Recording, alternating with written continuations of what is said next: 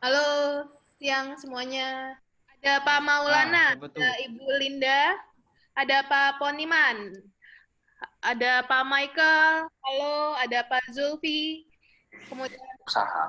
Mereka Ibu Rita, ada Ibu Raldiana. Oke, semuanya halo, selamat siang. Boleh sebelumnya saya mengucapkan terima kasih pada Bapak Ibu yang sudah mengikuti online learning untuk 15 hari, di mana 100% pendapatan webinar akan kita sumbangkan 100% demi gerakan melawan corona.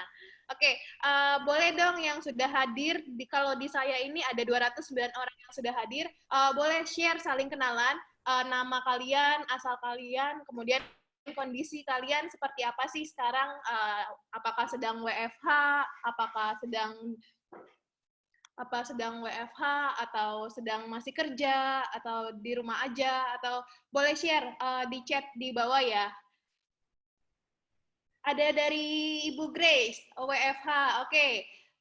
Stay safe Bu Grace, tetap ikut aturan pemerintah ya.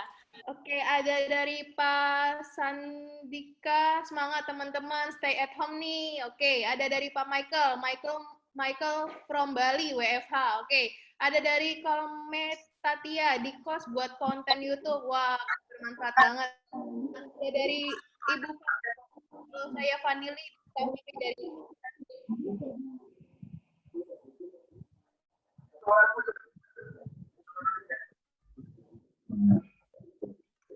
muridnya juga lagi WFH nih ya. Kemudian ada dari Ibu Jessica. Halo, saya Jessica dari Denpasar, sedang WFH sekarang. Oke, stay safe. Halo, ada dari Pak Fian Ditya. Wah, Pak Fian Ditya udah ngikutin dari hari kemarin-kemarin nih ya. Oke, halo, masih ngantor tapi pulang cepet. Hehe. Ada dari Pak Ferdian Christian, tetap bekerja dari Jember. Halo Jember. Oke, masih banyak lainnya yang udah masuk nih, yang belum saya bisa sebutin satu persatu. Banyak banget pastinya. Terima kasih sudah kepada Bapak Ibu yang sudah berdonasi sekali lagi. Oke, sambil perkenalan, boleh perkenalan di chat. Saya juga perkenalkan diri saya, nama saya Yuli Safrida, saya perwakilan dari TDW Group, yang disupport Patung untuk untuk membuat program gerakan melawan corona. Oke, hari ini kita akan sharing bagaimana stay away from daring pandemik. Oke, Pak Riko akan sharing stay away from daring pandemik ya, di mana Pak Riko ini adalah salah satu penulis buku bestseller Ilmu Jalanan. Beliau juga adalah CEO dari Easy Property, yang sekarang juga banyak muncul-muncul di Metro TV nih. Pasti yang sering nonton TV udah nggak familiar nih sama mukanya. Oke, langsung aja, nggak usah lama-lama, langsung aja Pak Riko, silakan Pak Riko. Jadi saya memulai beberapa bisnis retail di sini, yang udah saya mulai sebenarnya beberapa bulan lalu sebenarnya saya udah mulai. Tapi ini baru saya rasakan manfaatnya, saya mulai beberapa bulan lalu. Jadi saya membuat sebuah produk IKM. Kebetulan saya cukup kenal dengan Wakil Menteri Perdagangan, Cherry Sambuaga. Kebetulan dia putra daerah dari Manado juga. Saya kenal dengan Pak Wali Kota di sini. Saya buat produk di sini namanya Ratu Goraka. Apa ini? Jahe merah. Nah, kok Riko lu main kayak ginian sih? Ya, saya punya satu strategi namanya follow the market. Lu nggak akan bisa ngelawan market di dunia paper asset aja, atau di dunia forex aja, selalu bandar yang menang kan, yang dimana arah market itu pasti ditentukan oleh si bandar. Ya sama, sekarang bandarnya siapa? Ya market saat ini. Nah, dimana ya saya follow the market. Untungnya saya sudah buat produk ini yang puji Tuhannya bisa diekspor ke beberapa daerah dan diekspor sampai ke Amerika. Ini saya lagi urusin dokumennya. Itu satu. Jadi saya masuk ke dunia retail. Pabriknya sudah saya buat, kerjasama dengan orang-orang sini. Yang kedua saya buat ini, snack pisang. Namanya pisang yang hanya tumbuh di daerah Sulawesi Utara. Saya menghidupkan IKM dan petani pisang di sini. ini dari Sulawesi Utara, saya hidupkan pisang, namanya jenis pisangnya itu pisang Goroho. Nah, saya buat varian rasanya kerjasama dengan beberapa home industry di sini yang disuplai ke Indomaret, Alfamart. Karena kan sekarang bisnis seperti ini kan lagi jalan. Lu di rumah ngapain kalau nggak makan, tidur, nonton. Jadi ya teknologi, kuliner itu udah pastilah. Nah, itu yang saya lakukan. Terus saya ngelihat dari prinsip follow the market ini, saya juga sekarang ambil kesempatan, yaitu saya kenal dengan pembawa Rentokil inisial di Indonesia. Apa itu Rentokil? Rentokil itu adalah perusahaan cleaning dan chemical dari Inggris. Dia sudah tercatat di London Stock Exchange dari tahun 1925. Masuk ke Indonesia, kalau teman-teman mungkin pernah ke mall, ke gedung-gedung kantor, ada misalkan kalau masuk ke WC pencetan hand soap-nya Calmic. Nah, itu dari produk juga dari Rentokil. Nah, saya kerja sama dia, saya bilang saya minta license lu dong untuk menjadi eksklusif distributor. Nah, lagi-lagi karena link, karena relasi, akhirnya diizinkan, diberikan. Nah, saya mulailah tawarkan ke gedung-gedung pemerintahan. Jadi kan penyemprotan cairan disinfektan segala macam, termasuk di gedung-gedung di Kota Manado, Kota Jayapura, saya kirim ke sana harga yang normal. Jadi misalkan kayak orang sekarang saya ngelihat kaget loh. Hand sanitizer bisa sampai 700-800 ribu. Gue bilang buset deh, kelewatan juga nih. Nah, kita menjual karena ini adalah distributor resmi, jadi kita tidak boleh menjual lebih dari harga yang ditetapkan oleh mereka. Jadi saya ikutin aturan mereka. Itu kita lakukan juga. Kemudian saya baru beli keramba. Jadi tambak. Jadi di daerah Bitung itu adalah penghasil tuna terbaik di Indonesia. Ada 23 pabrik tuna di Indonesia, 16 diantaranya itu ada di Bitung. Nah, saya main tuna juga, kemudian saya baru ambil satu keramba untuk budidaya lobster, untuk dikirim langsung. Karena saya melihat setelah COVID ini berakhir, orang pasti akan liar gitu. Dia mau makan yang mereka nggak pernah makan selama 3-4 bulan ini. Permintaan mengenai food itu akan meningkat, pariwisata akan meningkat. Jadi saya udah siapkan hal itu sebenarnya sebelum COVID, tapi mulai saya seriusin lagi. Saya mulai beli tambak di sana, beli keramba, kemudian kerjasama sama nelayannya, seperti itu. Nah, lagi-lagi kalau mau dibenang merahin, yang mau diambil secara general, suka nggak suka, mau nggak mau, relasi. Itu udah pasti nomor satu yang akan menyelamatkan kita, yang akan membuat kita jauh lebih berkembang. Lu punya skill, lu punya apapun deh yang lu punya dalam diri lu, tapi kalau lu nggak punya relasi, lu nggak punya leverage untuk meningkatkan supaya skill lu timbul ke permukaan. Jadi itu yang harus dicatat baik, nomor satu. Kemudian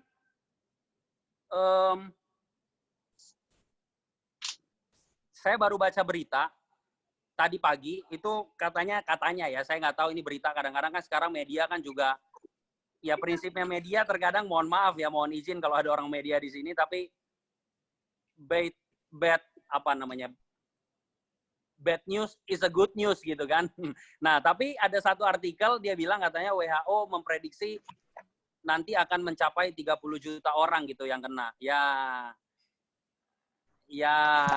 udah, mau nggak mau, suka nggak suka, kita harus melewati ini. Ini kan udah termasuk perang ya. Ini udah termasuk perang dunia lah. Lihat aja coba daerah mana yang paling terkena dampaknya. Amerika, China, dan Eropa. Ini kan udah perang mereka ini. Kita kena imbasnya semuanya. Amerika, China, Eropa perang sampai perang seperti ini. Jadi ya dunia mau ke riset. Kalau kita percaya sama teori konspirasi ya mereka lah sekarang yang lagi berantem lah ya. Kita ya pengikutnya, tapi di sini kesempatan. Saya bilang sama Pak Wali Kota di sini, ini salah satu kesempatan Indonesia terlepas dari yang namanya keterikatan. Kita kalau mau ya, kita dari hulu ke hilir kita punya semua loh. Sumber daya semuanya ada di tempat ini, ada di Indonesia, sumber daya semuanya. Jadi ya ini kesempatan untuk kita bebas dari keterikatan. Otomatis entrepreneur di sini dibutuhkan. Untuk apa? Mengelola sumber daya ini. Karena kita kaya akan sumber daya. Kalau mau saya sharing kepada teman-teman, saya rasa teman-teman di sini semuanya adalah dunia usaha kali ya, atau lu udah masuk ke dalam dunia pengembangan diri, udah belajar tentang kewirausahaan. Lu tahu nggak sih garda kedua setelah para medis ya, setelah mereka yang berada di dunia kesehatan, pahlawan berikutnya adalah pahlawan devisa. Siapa? Ya gua, ya lu. Pahlawan devisa kita ini mungkin sebagian orang nggak nyadar karena pengusaha cuma mau duitnya doang. Lu tahu nggak sih yang menyelamatkan ekonomi ini para pengusaha? Yang menyelamatkan ini kita ini bertarung supaya ekonomi terus berputar. Jadi ya ini pendapat gua sih ya. Pahlawan nomor 2 setelah garda terdepan ya kita, para pengusaha. Kita berusaha supaya perputaran uang terus berjalan di negeri ini. Kita berusaha supaya mengurangi pengangguran. Saya di kota ini jujur saya dapat kesempatan pujian lah dari wali kota karena Manado saat ini saya masuk, saya banyak buat usaha di sini dan menyerap tenaga kerja cukup banyak di sini. Jadi teman-teman mungkin belum pada tahu, mungkin taunya kalau Riko oke di properti. Sebenarnya di belakang itu atau di samping lah. Itu juga saya ada beberapa bisnis lain. Nah, saran saya buat teman-teman, kalau teman-teman punya bisnis lagi drop, saya nggak tahu ya, tergantung Anda mainnya di sektor apa. Tapi salah satu cara selain survival mode adalah ya shifting. Anda shifting kalau Anda berada di pengusaha kelas middle high, maksudnya Anda Anda ada di titik pengusaha yang udah punya perusahaan yang udah established tadinya, kemudian terkena dampak seperti ini, ya suka nggak suka, mau nggak mau, shifting, follow the market. Kalau Anda yang karyawan mungkin, kemudian terkena dampak PHK, atau Anda mungkin pengusaha IKM, kemudian tutup usahanya, kena dampak, sekarang waktunya Anda untuk cari kesempatan lain, gali lubang lain. Anda bisa ke produsen, kemudian Anda, oke, boleh nggak? Ini kan metodenya Pak Tung, datang ke dia, samperin, kemudian jualin barangnya dia. Sekarang skill yang paling utama sih, ya jualan ya. Semua orang sekarang lihat deh, semuanya berusaha berlomba-lomba untuk jualan. Nah, ilmu-ilmu yang lu pelajari mengenai penjualan sekarang dipertaruhkan di sini. Dan orang semakin sadar bahwa perusahaan ya memang ujung tombaknya adalah ya jualan. Jadi kalau teman-teman yang ada di industri IKM, ada di usaha kecil menengah, industri kecil menengah, kemudian collapse di sana, lakukan shifting, kenal sama produsen yang lain, you langsung ambil Pak, saya tawarkan jadi eksklusif distributor di sini. Saya tawarkan jadi saya mau bantu pasarkan di sini. Go ahead, silakan. Itu waktu Anda untuk mencari kesempatan. Kenapa? Karena setiap produsen sekarang akan membuka diri mereka seterbuka-terbukanya untuk menerima Anda. Saya pun juga sama. Saya sedang mencari untuk distributor untuk ini. Apa ini Ratu Goraka? Ratu Goraka ini adalah jenis minuman berbahan dasar jahe merah, sereh, dan juga kayu manis, dan gula aren khas dari Sulawesi Utara. Teman-teman boleh cek di Google. Penghasil gula aren dan jahe merah terbaik di Indonesia. Nggak bisa dipungkirin. Sulawesi Utara. Saya tergabung di komunitas namanya Millennial Business Indonesia. Itu dipimpin Dewan Pembinanya adalah Pak Muldoko, Kepala Staf Kepresidenan, Kepala Staf Presiden, Dewan Pembinanya. Kemudian Dewan Pembina yang lain adalah ada Pak George Supit, beliau adalah Asisten Teritori Panglima TNI. Kemudian ada Wakil Menteri Perdagangan Jerry Sambuaga, ada Wakil Menteri PUPR Pak John Wempi Wetipo. Jadi Indonesia ini punya 3 wadah baru selain HIPMI dan Kadin. yaitu Millennial Business Indonesia yang mewadahi anak-anak muda untuk bisa berkontribusi kepada negara melalui karya, bukan cuma politik. Dan kebetulan di Millennial Business Indonesia ini saya dipilih jadi ketua umumnya, dan saya banyak berdiskusi dengan beliau. Hasil tani kita ini, kebetulan kan Pak Muldoko juga adalah ketua umum HKTI, Himpunan Kerukunan Tani Indonesia. Nah, saya banyak berdiskusi dengan beliau bahwa hasil tani Indonesia itu melimpah. Cuman produk turunannya yang belum banyak dikreatifkan. Nah, PR pertama adalah para pengusaha bisa menghasilkan produk turunan dari hasil tani itu. Jadi saya membuatlah produk ini. Jadi saya membuat produk ini namanya Ratu Goraka ini. Teman-teman yang mau menjadi distributor silakan nanti bisa hubungin saya. Nggak ada biaya apapun, silakan kalau mau bantu. Karena ini sudah ada pabriknya, sudah ada izinnya dan lain-lain. Dan ya lu tahu sendiri sekarang market jahe itu udah apa namanya? Udah mendominasi lah ya. Jahe dari yang harganya berapa sekarang per kilo udah di atas 100.000. Nah, teman-teman yang mau bergabung silakan boleh nanti bisa hubungi karena ini pabriknya ada di sini. Nah, itu satu. Intinya harus shifting, kemudian harus melihat kalau teman-teman yang di IKM lihat ada produsen samperin bilang bantu, gue mau bantu lo action kayak ilmunya Pak Tung lah. Boleh saya bantu Anda jauh lebih kaya lagi. Nah, ini boleh nih dilakukan sekarang ini. Ya mungkin itu aja sih sharing saya. Kita bahas pertanyaan kali ya. Bagaimana Miss Yul? Oke. Jadi kita masalah timah. Sharingnya, oke, kita lebih ke sharing. Nah, ini hasil jahenya nih. Oke. Oke, dari Pak Sandika Prastino, bagaimana caranya jadi anggota Millennial Business Indonesia kok? Boleh Pak Riko? Sorry, bisa diulangi? Bagaimana caranya jadi anggota Millennial Business Indonesia, MBI? Cara jadi anggota, Pak. Ya, jadi saya jelaskan sedikit lagi mengenai Millennial Business Indonesia. Itu adalah sebuah asosiasi. Jadi di Indonesia ini kalau asosiasi di ekonomi, terutama itu ada Kamar Dagang Indonesia atau Kadin, kemudian ada HIPMI, Himpunan Pengusaha Muda Indonesia. Nah, sekarang yang baru lahir, Ketua Dewan Pembinanya adalah Pak Jenderal Muldoko, dia adalah Kepala Staf Presiden, kemudian Dewan Pembina yang lain, ada beberapa menteri dan staf khusus. Nah, kebetulan saya dipilih jadi Ketua Umum di Millennial Business Indonesia untuk mewadahi para milenial yang mau berkontribusi kepada negara melalui karya. Nah, jadi kami berbeda dengan asosiasi yang lain, yang dimana kuantitas itu dibutuhkan. Memang saya akui kuantitas dibutuhkan, tapi di sini jauh lebih kepada quality. Otomatis cara pengrekrutan para anggotanya pun juga sedikit berbeda dibandingkan yang lain. Jadi ketika ada pendaftaran dibuka, baru kita akan buka pendaftaran, dan itu tanpa dipungut biaya apapun. Dan pendaftarannya pun juga itu melalui beberapa interview di masing-masing daerah. Kebetulan saat ini masih 10 provinsi kita bergerak.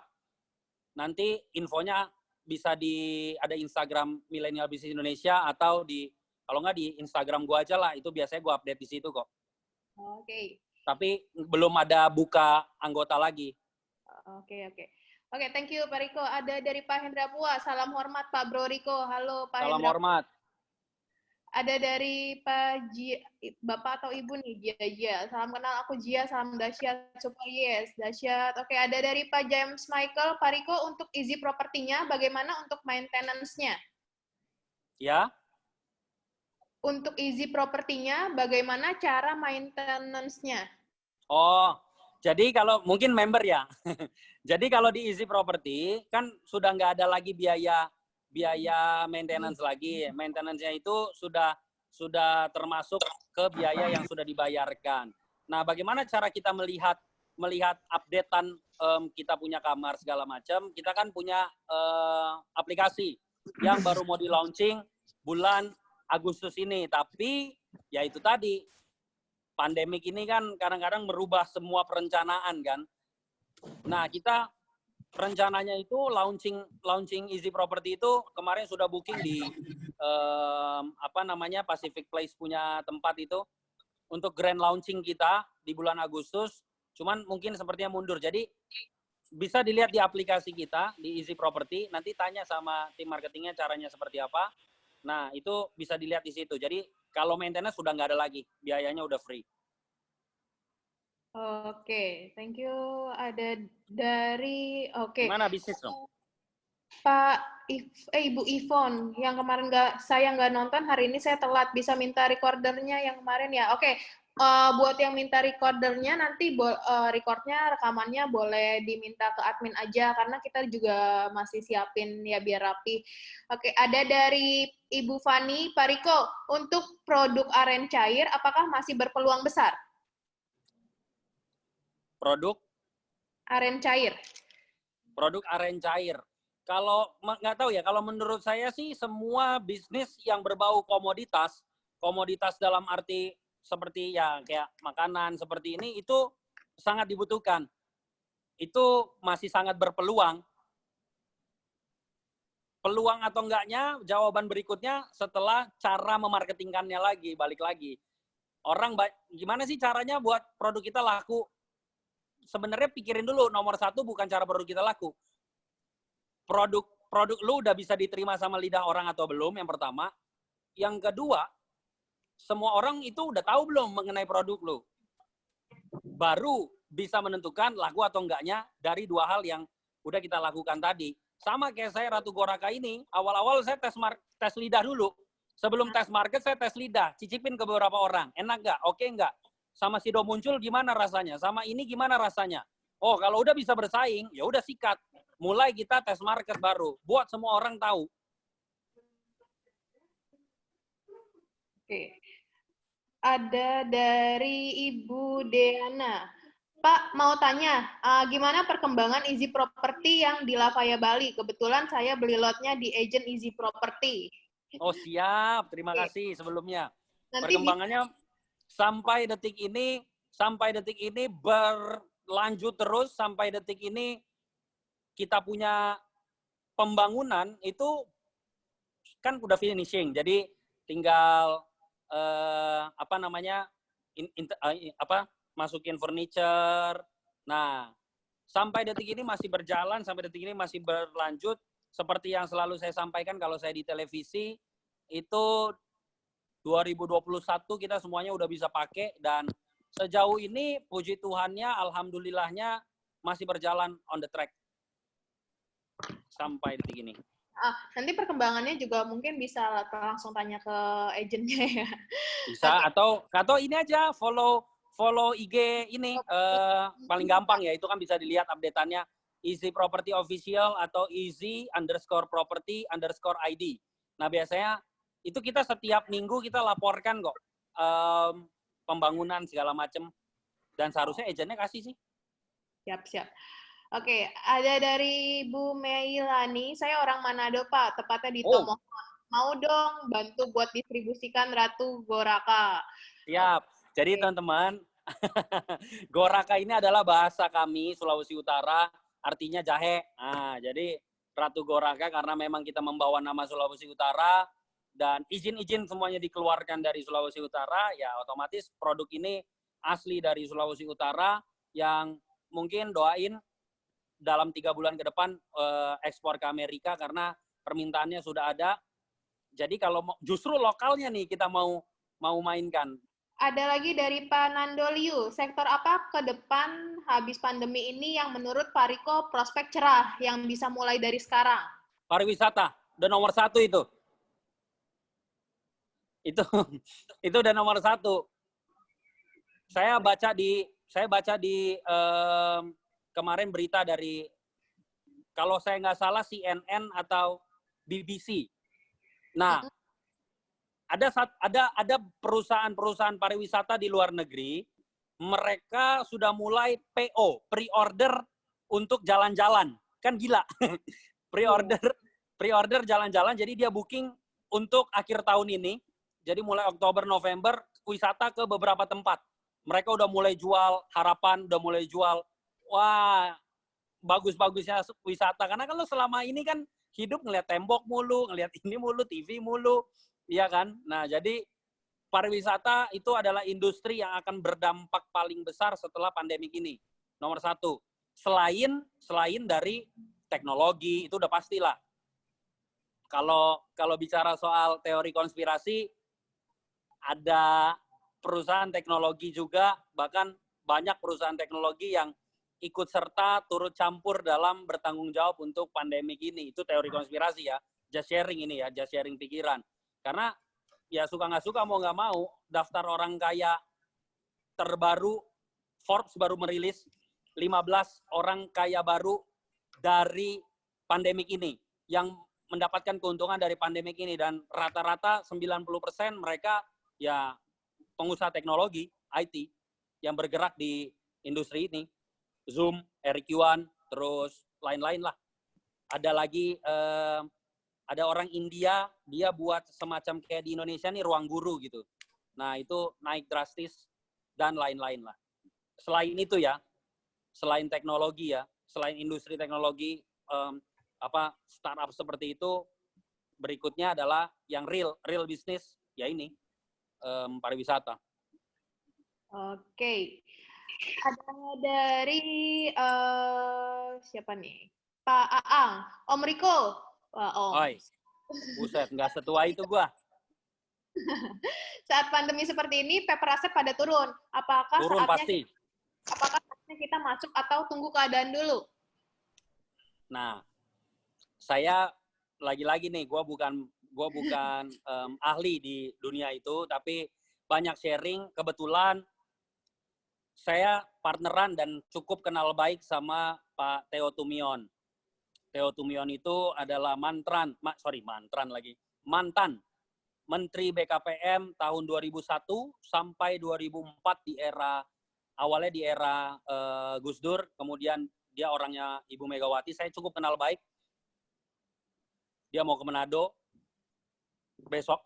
Nah, dia itu orang-orang udah pasti udah pada tahu beliau lah. Dia rajanya forex dan paper asset lah di eranya di tahun 80-an. Dan bisa lihat di Wikipedia, bisa lihat di Google, dia dijuluki sebagai raja forex-nya Asia. Nah, saya cukup kenal baik, jadi sering berbincang sama dia. Dia banyak kasih nasihat ke saya. Jadi bulan November, ini just sharing, bulan November kemarin saya diminta untuk beli dolar. Saya diminta beli dolar, saya ketemu sama dia 2019 kemarin November. Dia bilang katanya dolar akan nyampe 18.000. Sedangkan di bulan itu dolar lagi bagus-bagusnya. Lagi 13.000 dan stabil. Saya nggak percaya, masa sih saya bilang kayak gitu kan, masa sih. Nah, saya nggak percaya. Ternyata Februari lalu betul kejadian yang dia omongin jadi 16.000. Dia bilang, Riko, you beli terus, ini bisa sampai 20.000. Nggak mungkin lah Om. Saya panggil dia Om Theo Tumion. Nggak mungkin lah Om, ternyata sampai 18.000. Dan ya, kalau mau dibilang, teman-teman saya banyak untung sih kayak saham BCA. Pak Gede tuh, kan udah sharing ya dia, Pak Gede ya? Di udah. sini ya? Tapi nah, mungkin cuma beberapa orang aja yang baru ikut. Oh, Pak Gede untung 24 juta dia tanam di BBCA. Nah, apakah ini waktu yang tepat? Mungkin pertanyaan itu akan jauh lebih kompeten kalau dijawab sama pemain saham. Tapi kalau saya kan cuma pemerhati lah, main dikit-dikit tapi pemerhati lah. Tapi ini waktu, menurut saya waktu yang enak gitu kalau mau main. Kenapa? Karena harganya tuh kalau naik tuh cung. Nah, kalau sebelum pandemi kan cuman paling kayak gitu doang kan, dikit-dikit kan. Jadi susah nebaknya. Kalau sekarang kan gila, naiknya kayak roller coaster kan. Nah, jadi lebih asik gitu. Apakah waktu yang tepat? Ya, mungkin bisa tanya sama ahlinya. Kalau saya cuma melihat dari pengalaman doang. Saya banyak belajar dari Om Theo Tumion. Nah, dia, kalau saya sedikit boleh cerita, beliau adalah di Indonesia waktu krisis tahun 98, ada 2 orang yang menjadi pahlawan ekonomi Indonesia bangkit dari keterpurukan. Yang pertama Kwi Kian Gi, yang kedua Theo Tumion.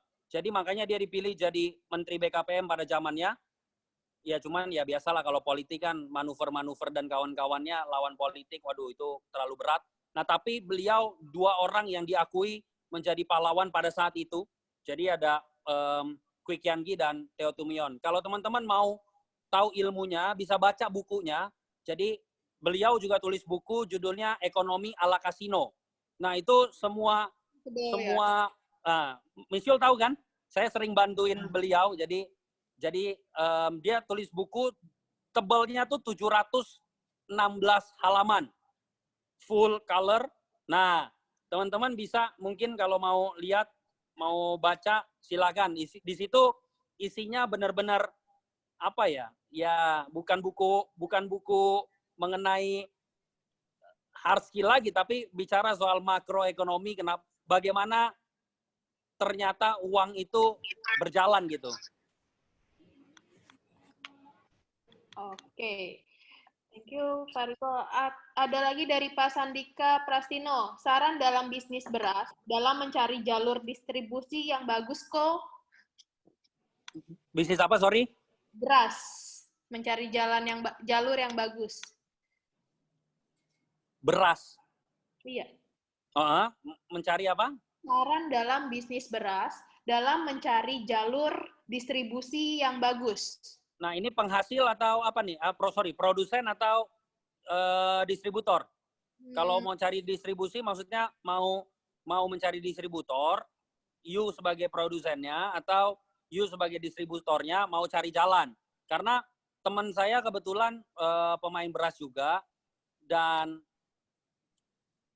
lagi panen-panennya, Manado Kota baru membeli 100 ton beras juga, karena semua dana pemerintah saat ini perjalanan dinas itu dipangkas. Kemudian banyaklah pemangkasan yang memang sesuai anjuran Pak Jokowi dan Ibu Sri Mulyani. Beberapa anggaran dialihkan ke dampak COVID ini. Contoh, ini yang saya sangat ketahui. Jadi Kota Manado ini punya budget untuk menganggarkan COVID saja itu sampai dengan 100 miliar. Nah, mereka kemarin baru beli 100 ton beras.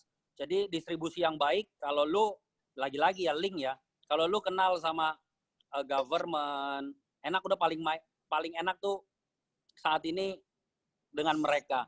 Mereka beli sekali banyak langsung. Jadi ya distribusi yang tepat menurut saya kepada pengepul ya, kepada pengepul bukan berarti kayak tengkulak yang menyimpan lama gitu, bukan, tapi yang disalurkan langsung. Saya jujur selama ini saya bermain, kalau bisnis retail seperti ini, saya banyak bermain dengan kepala gitu. Jadi daripada capek gitu jualan satu-satu, jauh lebih baik langsung ke kepala yang punya otoritas untuk mereka bisa didistribusikan ke linknya mereka masing-masing. Ada lagi? Ada dari Ibu Lovelia Fiorenza. Sore Pak, ingin tanya, apakah kita bisa sukses jika kita melakukan pekerjaan karena kepepet, bukan karena kita suka akan pekerjaan ini? Dalam artian kepepet karena pekerjaan ini yang dapat kita lakukan. Dan justru kita buat dan relasi masih sangat sedikit. Terima kasih. Bu, justru karena kepepet banyak orang sukses. Waduh.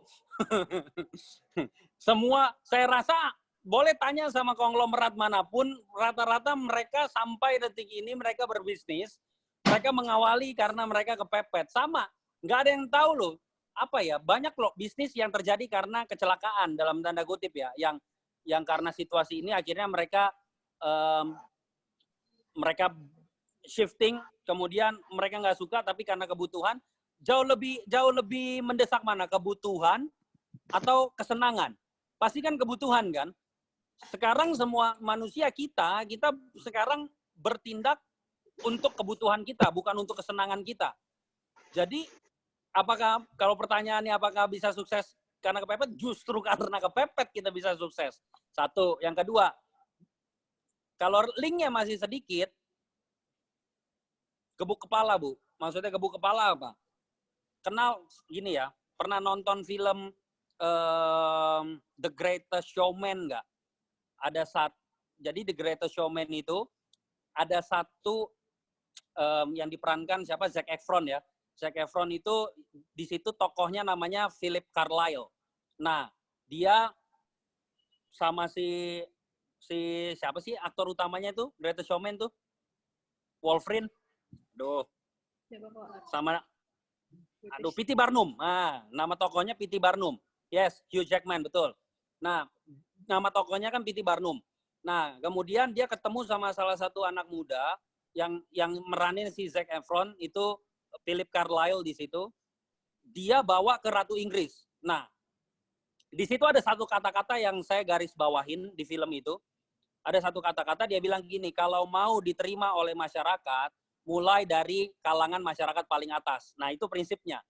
Jadi kalau Anda mau mencari relasi, langsung aja ke atas cari relasi. Oke, ini yang mana nih? Contoh misalkan, kayak saya masuk ke organisasi. Saya ditawarin sama Bang Andi Rukman. Jadi beliau adalah Andi Rukman itu Sekjen Gapensi, kemudian Dewan Kehormatan di HIPMI, kemudian dia juga wakil ketua umum di Kadin.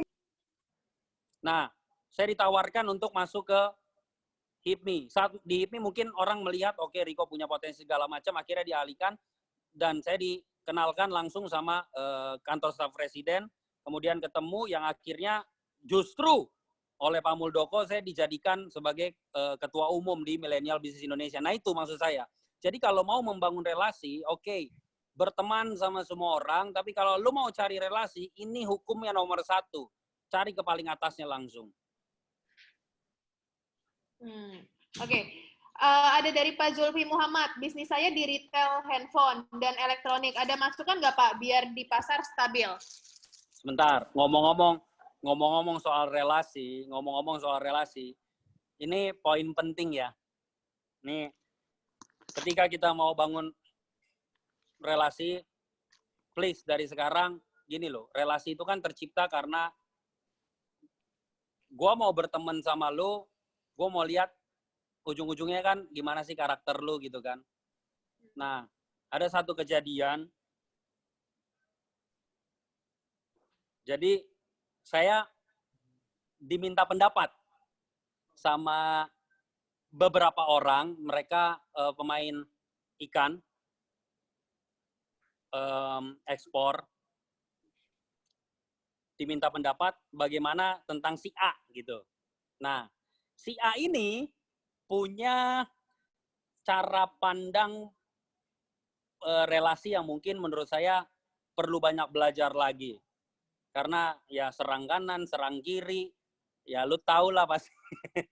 Nah, saya diminta pendapat, kebetulan orang itu nanya gitu, saya pendapat ini menurut lo gimana bro dia? Ya karena dia punya kelakuan yang kayak kampret gitu ya, menurut itu bahasa gue ya. Jadi ya gue ngomong apa adanya, ya dia nggak bagus, orangnya begini. Ya sampai di titik akhirnya bisnis tersebut nggak jadi gitu, diberikan kepada dia. Saya ngomong apa adanya kan, karena dia serang, bahkan mohon maaf ya, nyerang guru kita, TDW, gue kesel gitu loh. Itu kan itu buah dari yang dia tabur gitu kan. Itu kan hukum tabur tuai, bro.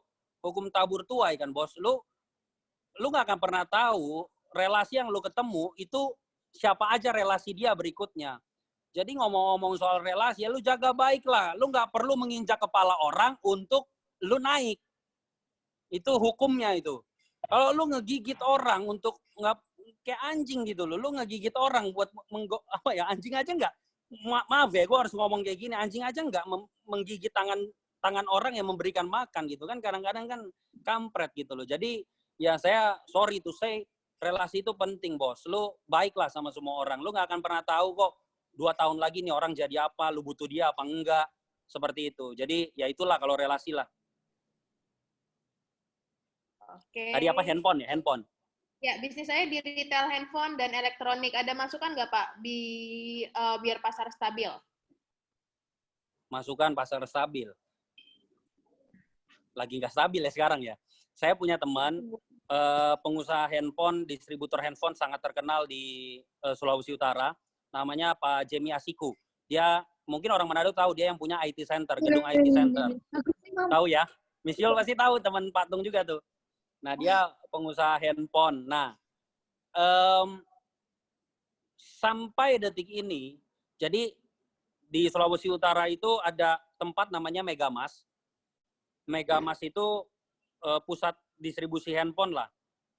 Ya, bisnis elektronik kan pasti kan otomatis kan perang harga juga kan. Kalau mau dibilang, kalau mau banyak-banyakin distributor ya, saya ngobrol sama dia caranya sih unik sih. Cara untuk mendapatkan reseller, cara untuk mendapatkan distributor itu unik. Jadi buang untung di barang besar, dapetin untung di barang kecil. Karena barang kecil peminatnya banyak. Nah, gitulah kira-kira. Oke. Ada lagi dari Pak Ferdinand Christian. Pak, gimana caranya agar tetap survive di kondisi sekarang ketika usaha sudah tidak sehat secara keuangannya? Ulangi, Miss Yul, keputus. Jadi, gimana cara survive di saat kondisi sekarang ketika usaha sudah nggak sehat lagi nih secara keuangannya gitu? Semua udah nggak sehat. Kalau ini loh, tolak ukur sehat dunia keuangan kan beda sama dunia medis. Kalau dunia keuangan tolak ukur sehat atau enggaknya, sekarang coba bisnis apa yang bisa survive selain teknologi? Nah, otomatis cara untuk kita survive ya shifting. Kalau istilah lainnya apa ya? Pivot ya. Jadi cari bisnis yang sekarang marketnya lagi ngarah ke sana. Untuk bisa, yang penting pertama yang kita pikirkan cash flow kita dulu.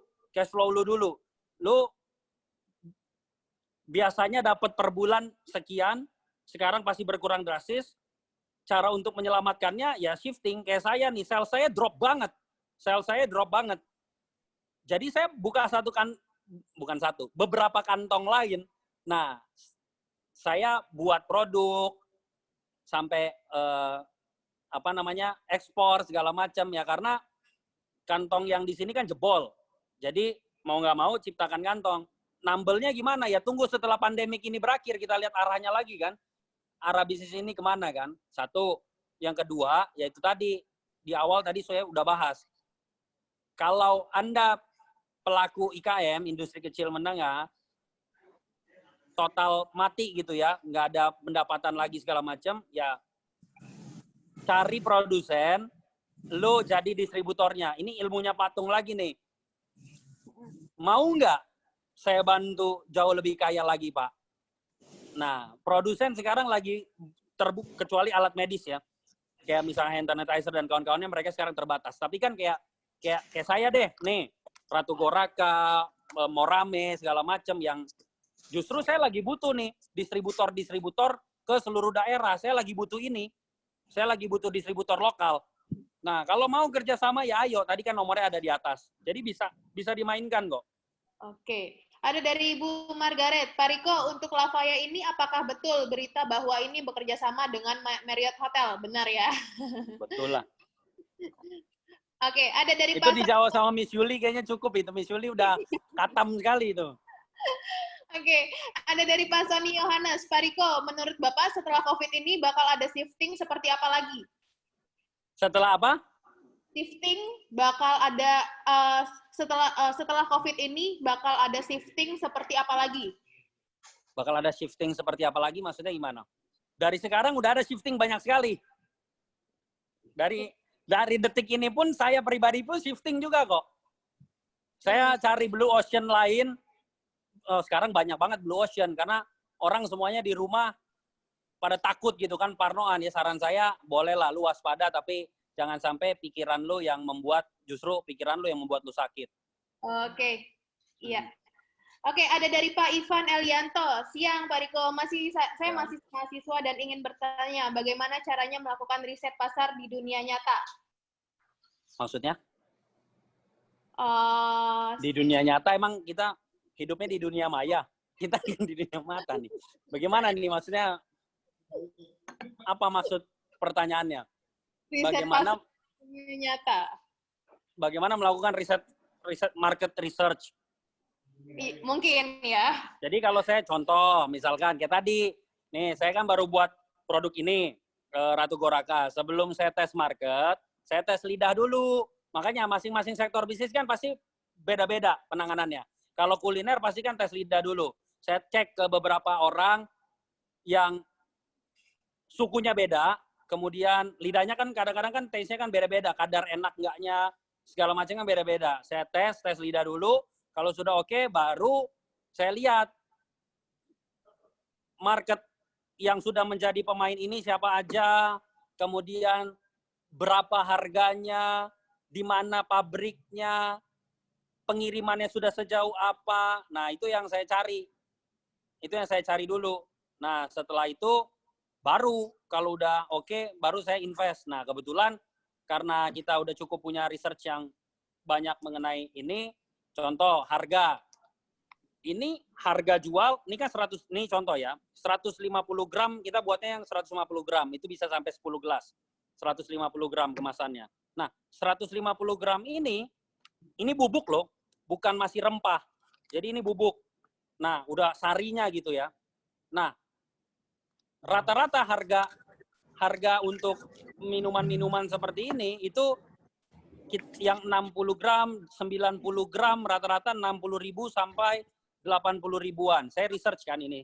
Nah, kita punya 150 gram. 150 gram harga retailnya itu 60.000 sampai 80.000. Jadi 2 kali lipat dari kompetitor. 2 kali lipat dari kompetitor, harganya 60.000 sampai 80.000. Harga distributornya itu 40.000. Nah, makanya banyak orang yang ambil jadi distributor karena dia punya margin cukup tinggi kan. Nah, itu berdasarkan apa? Research saya lagi. Seperti itu. Ada banyak sih metode-metode untuk kita melakukan market research. Kalau di properti, beda lagi. Ini kan di retail. Kalau di properti yang biasa saya lakukan, kalau saya masuk ke sebuah lokasi, biasanya radius 10 km, itu saya research dulu harganya berapa, dan lain-lain lah. Banyak lah, komponennya banyak sekali. Oke, ada dari Pak Vicky Zulkarnain. Pak Riko, Bapak kan punya banyak sektor bisnis dan bekerja sama dengan IKM. Sistemnya penggajian atau bagi hasil ya Pak? Jika bagi hasil, sehatnya di angka berapa ya Pak? Dan gimana sistem manajemen? Kalau kerja sama IKM, karena kan saya kan terhitung sebagai investornya. Bagi hasilnya ya tergantung negosiasi. Tapi lumrahnya itu range-nya ya 80-20 sampai 60-40 tergantung se-involve apa si investornya. Jadi kalau udah semuanya dibiayain, kemudian orang-orangnya dari investor, CEO ini cuma menjalankan doang sebagai apa namanya ya, penggeraknya doang, dibiayai semua dari kita, itu rata-rata 80-20. Tapi kalau seandainya dia yang ngurusin perizinan, kemudian dia yang standby 24 jam kasih nyawanya, jiwanya di situ, itu bisa sampai 60-40 pembagian hasilnya.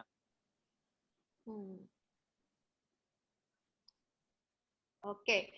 Ada dari Pak Maulana Muammar. Sore Pak Riko, untuk produk Ratu Goranya sudah terverifikasi halal MUI. Terima kasih. Oke, jadi kalau sertifikasi halal, jujur kita sedang proses. Kalau sertifikasi halal, jujur kita sedang proses. Karena memang ada 2 negara yang saya mau masukin. Yang pertama Amerika, yang kedua Timur Tengah, Dubai. Sudah berhubungan kemarin dengan orang kita di ITPC di Dubai. Nah, itu salah satunya adalah mereka minta untuk dari sertifikasi halal. Nah, kita sedang proses jujur.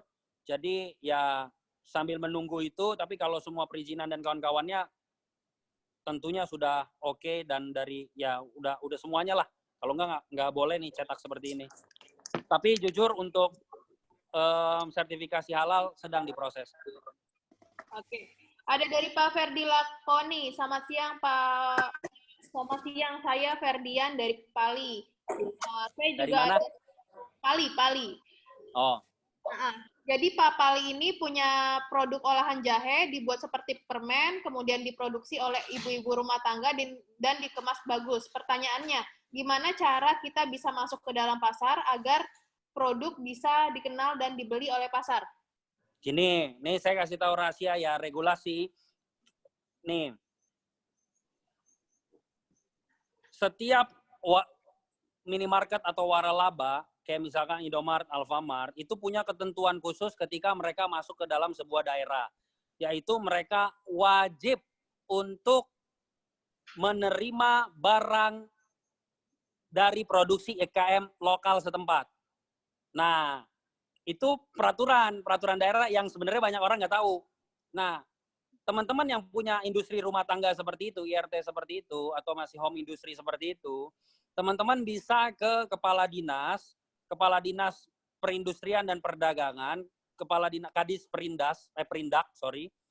Perindak masing-masing daerah untuk dibantu mendistribusikan ke masuk ke Indomaret, Alfamart dan kawan-kawannya di setiap daerah. Nah, itu regulasi pemerintah itu. Jadi kalau teman-teman punya, misalkan kayak tadi Bapak tadi punya, itu kan apalagi menyerap tenaga kerja ibu-ibu rumah tangga dan industrinya termasuk kategori industri rumah tangga. Nah, waralaba kayak Indomaret, Alfamart, ketika masuk sebuah daerah itu regulasinya mewajibkan mereka menerima barang-barang hasil dari olahan industri rumah tangga daerah setempat. Nah, pergi ke Kadis Perindak, ke Kepala Dinas Perindustrian dan Perdagangan, minta sama mereka dibantu untuk dimasukkan ke Indomaret atau Alfamart. Tetapi memang ada syaratnya. Ya, satu, pengelolaannya harus bersih, harus punya izin BPOM, segala macam. Nah, intinya teman-teman bisa tanya sama Kadis Perindak masing-masing daerah. Jadi Kadis Perindak itu ada Kadis Provinsi, ada Kadis Pemkab, pemerintah kabupaten atau pemerintah kota, Pemkot. Nah, silakan ke masing-masing channelnya sendiri. Di situ cari aja, karena mereka wajib kok untuk membuat produksi home industry lokal didistribusikan seperti itu. Oke. Itu salah satunya. Oke, ada dari Pak Janu Prianto. Pak Riko, investasi di Easy Property itu apakah bisa nambah lot lagi setelah sebelumnya membeli satu lot? Bisa dong, udah saya jawab. Oke. Siap. Dari Pak Suripen, Bro, kalau jasa apakah masih bisa survive atau perlu shifting juga?